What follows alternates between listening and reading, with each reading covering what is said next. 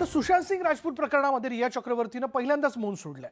मी कधीच ड्रग्ज घेतलेले नाहीयेत, पण मला भेटण्याआधीपासून सुशांत गांजाचं सेवन करायचा, उलट मी त्याचं हे सेवन कमी करण्याचा प्रयत्न करायचे, असा दावा रियानं केला. मी सुशांतला कोणतंही औषध दिलं नाही. त्यानं मानसिक आजारावर एकूण 5 डॉक्टरांकडून उपचार घेतले. ते त्याला औषध द्यायचे. त्या 5 डॉक्टरांना चौकशीसाठी का नाही बोलवत, असा सवालही रियानं उपस्थित केलाय. सुशांतचे त्याच्या कुटुंबियांशी आधीपासूनच संबंध ताणलेले होते. गेल्या 5 वर्षात तो वडिलांना एकदाही भेटला नव्हता. जर मी इतकी वाईट होते तर तेव्हाच तक्रार का केली नाही, का का का नाही कोणी त्याच्या उपचारासाठी त्याला घेऊन गेलं, असा प्रश्नही तिनं उपस्थित केलाय.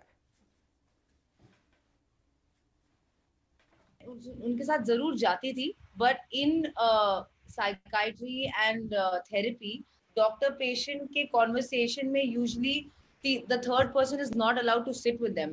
तो मैं बाहर वेट करती थी और उनके बीच में जो बातें होती थी वो प्रिस्क्रिप्शन हमें देते थे. हम हाउस स्टाफ या मिरांडा या किसी से मंगाते थे और सुशांत टाइम टू टाइम अपनी दवाइयाँ खुद लेता था. अगर वो ट्रैवल कर रहा होता था तो मैं उसे ऐसे मैसेज भेजती थी कि baby don't forget to take your medicine, जो मुझे लगता है एक बहुत नॉर्मल चीज है, क्योंकि मेंटल हेल्थ इतना कम जाना समझा जाता है इस कंट्री में, इसलिए इसे साइकोटिक ड्रग्स बुलाते हैं. एक्चुअली ये एंटी साइकोटिक ड्रग्स हैं. ये एक इंसान जो मेंटल हेल्थ या डिप्रेशन या एंजाइटी से गुजर रहा है उनकी हेल्प करता है.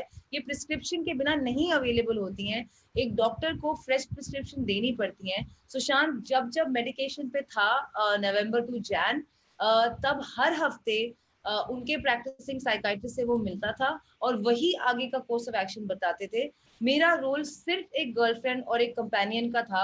अगर उन्हें कोई और भी बीमारी होती और उनकी दवाइयाँ होती, मैं बस उन्हें टाइम टू टाइम ये बात याद दिलाती थी कि बाबा आपकी दवाइयाँ ले लो. और इस बात में ऐसी क्या क्रिमिनल बात है, अगर आपके बॉयफ्रेंड या आपके पति या आपके भाई को कोई भी प्रॉब्लम हो, कोई भी बीमारी हो कि और डॉक्टर ने उन्हें दवाइयाँ प्रिस्क्राइब की है, क्या आप उन्हें नहीं कहेंगे कि दवाइयाँ लेना मत भूलना? प्यार करती थी और उनके साथ रही थी तो वो कैसे नहीं मेरा पेन देख सकती हैं. दूसरी बात, उनसे उन्होंने 4 साल में बात नहीं की है, ये उनका ही स्टेटमेंट है अभी, जो मैं जानती हूँ. और उनके घर में रह रही थी, उनके फ्लैट में रह रही थी. उन्होंने एक पार्ट का पिक्चर दिखाया है कि उन्होंने एक पार्ट का पेमेंट किया है 1 करोड़ का, बाकी के 3-4 करोड़ सुशांत के पैसे हैं जिसकी ईएमआई वो आज तक भर रहा है और भर रहा था. उसके बारे में कोई बात नहीं करेंगी कि बीच की जो 403 के बारे में बात नहीं करेंगी, बीच की जो दीवार टूटी थी, उनकी फैमिली वहां रह रही थी और सुशांत बिल्स पे कर रहा था जिनसे उनकी बात नहीं हुई 4 साल में. मुझे तो ये फाइनेंशियल एक्सप्लॉयटेशन लगता है. और कैसे कन्वीनियंटली उन्होंने ये वाला रूप लिया है कि वो उनकी विधवा हैं, जबकि वो किसी और के साथ एंगेज हैं, जो कि सुशांत और अंकिता के दोस्त थे ड्यूरिंग उनके रिलेशनशिप के दौरान. सुशांत की एक पिक्चर भी है उनके साथ.